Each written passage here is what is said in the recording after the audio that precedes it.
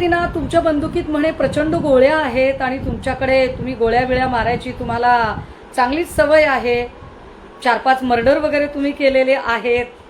ही चांगली गोष्ट आहे की तुम्ही ऑन इयर तुम्ही काय काय करू शकता आणि तुम्ही किती मर्डर केलेले आहेत हे तुम्ही ऑन इयर सांगितलं. आम्हालाही कळलं की भाजपला गुन्हेगार लोकांची किती गरज आहे आणि भाजपमध्ये किंवा एकूणच भाजपने जे टेस्ट ट्यूब बेबी म्हणून जन्माला घातलेले आहेत त्यांच्याकडे किती गुन्हेगार प्रवृत्तीचे लोक आहेत. पण संजय दिना, तुमच्याकडे कितीही गोळ्या असल्या आणि बंदूक असल्या तरी बंदुका चालवण्याची धमक आहे का नाही हे आम्ही पुरते ओळखून आहोत. कारण बुधवारी ज्या दिवशी संसदीय दलाची बैठक दिल्लीमध्ये बोलावली आणि त्या बैठकीच्या नंतरची या पत्रकार परिषदेत मी तुमचा नामोल्लेख केला आणि म्हटलं की शिवसैनिक घरात घुसून जाब विचारतील त्या क्षणी तुमची भिजलेली मांजर झाली होती. त्या क्षणी तुमची एवढी घाबरगुंडी उडाली होती की तुम्ही घाबरून फोन केलात अरविंदभाईंना.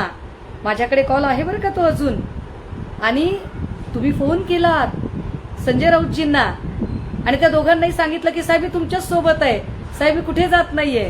तुम्ही घाबरला होतात कारण तुम्ही वाट बघत होतात, तुम्ही वेळ काढूपणा करत होतात. मी तेव्हाही त्या दोघांना सांगत होते की संजय दिना बदमाश आहेत आणि ते वेळ काढूपणा करत आहेत फक्त आणि फक्त सुरक्षा येण्यासाठी. संजय दिना, जशी तुमच्याकडे Y+ सुरक्षा आली तुम्हाला दात आले, तुम्ही पलटलात, तुमच्या भाषेमध्ये मगरुरी आली. पण दिना हे लक्षात घ्या संजय दिना, तुम्ही हे नीट लक्षात घेतलं पाहिजे की तुमची मगरुरी, तुमचा माज किंवा तुमची बदललेली भाषा ही तुमच्या अवतीभोवती असणाऱ्या Y+ सुरक्षेमुळे आहे. आमच्याकडे यातलं काहीही नसताना आम्ही कालही तितक्याच ताठवानेने बोलत होतो आणि आत्ताही तितक्याच ताठवानेने. आता परत एकदा तुम्हाला सांगते, तुम्ही तुमचा सगळा शस्त्र ताफा सगळा दारुगोळा सोबत ठेवा, तुमची सगळी Y+ सुरक्षा Z+ सुरक्षा सोबत ठेवा. ठिकाण तुम्ही सांगा, अगदी तुमच्या घराचा दिवाणखाना सुद्धा.